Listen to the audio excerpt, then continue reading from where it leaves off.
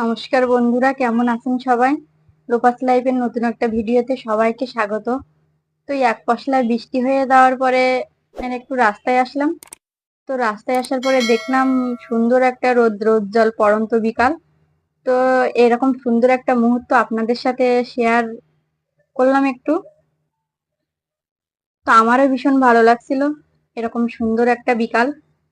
তো আর এই যে রাস্তাটা দেখতে পাচ্ছেন, এই রাস্তাটা থেকে সামনে যে খেয়াঘাট, এখান থেকে আমরা খেয়া পার হয়ে বিভিন্ন জায়গায় যাই।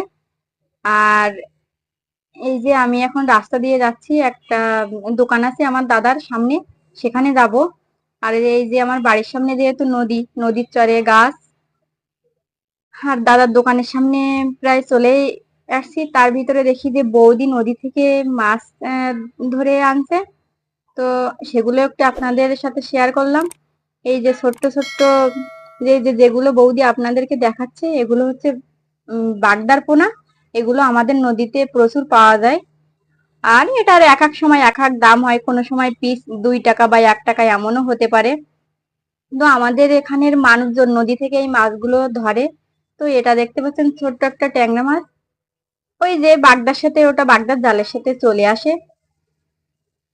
আর শুধু বাগদা না, এর সাথে হরেক রকম নদীর মাছও পাওয়া যায়। এই যে ছোট্ট ছোট্ট মাছগুলা, এগুলা কিন্তু আমাদের এলাকার মানুষ আমাদি মাছ বলে।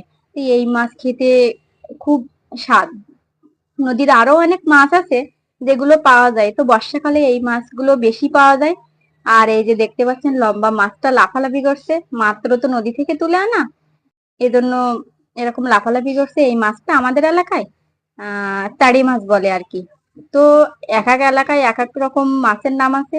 তো আপনাদের এলাকায় কি বলে, আপনারা সেটা কমেন্টস করে জানাবেন।